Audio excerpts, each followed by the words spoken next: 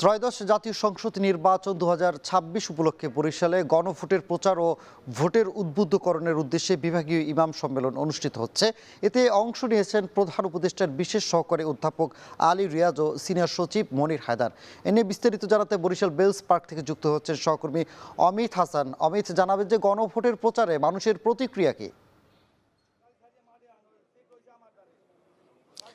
সানি, একটু জানিয়ে রাখি যে আজ সকাল 10টা থেকেই আমরা দেখেছি যে বরিশালের বেলস পার্কে বরিশাল বিভাগের বিভিন্ন উপজেলা থেকে যে ইমাম আলেম ওলামার আকরাম রয়েছে তারা কিন্তু এসে উপস্থিত হয়েছেন এবং বিভিন্ন মাদ্রাসার যারা শিক্ষক রয়েছেন তারাও কিন্তু উপস্থিত হয়েছেন এবং এখন পর্যন্ত অনুষ্ঠানটির যে আনুষ্ঠানিকতা সেটি আনুষ্ঠানিকভাবে এখন পর্যন্ত শুরু হয়নি। তবে এই অনুষ্ঠানের মূল উদ্দেশ্য হচ্ছে যে জাতীয় সংসদ নির্বাচনে গণভোটের যে বিষয়টি রয়েছে সেটি সম্পর্কে এখনও যে সাধারণ মানুষ রয়েছে তারা পুরোপুরি অবগত নয় সেইটা বিষয়ে অবগত করার জন্য এবং এই যে হ্যাঁ ভোট না ভোটের যে তাৎপর্যগুলো রয়েছে, কোনটা দিলে কি ধরনের সুবিধা আসলে দেশের জনগণ ভোগ করতে পারবে, সেই সুবিধাগুলো নিয়েই কিন্তু এই উদ্বুদ্ধকরণের উদ্দেশ্যে এই বিভাগীয় ইমাম সম্মেলন কিন্তু আজকে অনুষ্ঠিত হচ্ছে এবং বিভিন্ন ধরনের লিফলেট এখানে বিতরণ করা হয়েছে যেখানে আপনি কি এমন বাংলাদেশ চান যেখানে তত্ত্বাবধায়ক সরকার, নির্বাচন কমিশন ও সরকারি কর্ম কমিশন গঠনে সরকারি দল ও বিরোধী দল একত্রে কাজ করবে, এরকম বিভিন্ন ধরনের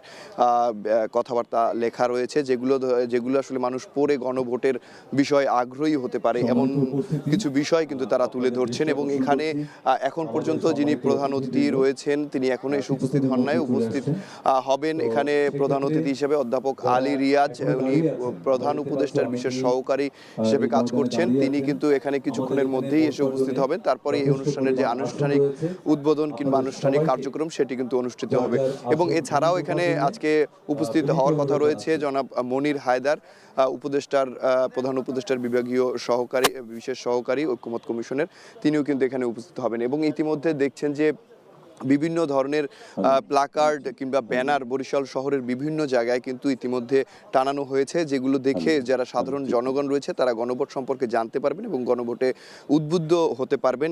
এরকম কিছু ব্যানার কিংবা বরিশালের বিভিন্ন জায়গায় কিন্তু টানানো হয়েছে এবং আজকে বেলা 2:30টার সময় কিন্তু আরও একটি বিভাগীয় কর্মকর্তাদের সাথে মত বিনিময় সভা রয়েছে এই একই স্থানে। তো বরিশাল বেলস পার্ক থেকে এই ছিল আমার কাছে সবশেষ। বরিশাল থেকে যুক্ত ছিলেন সহকর্মী অমিত হাসান।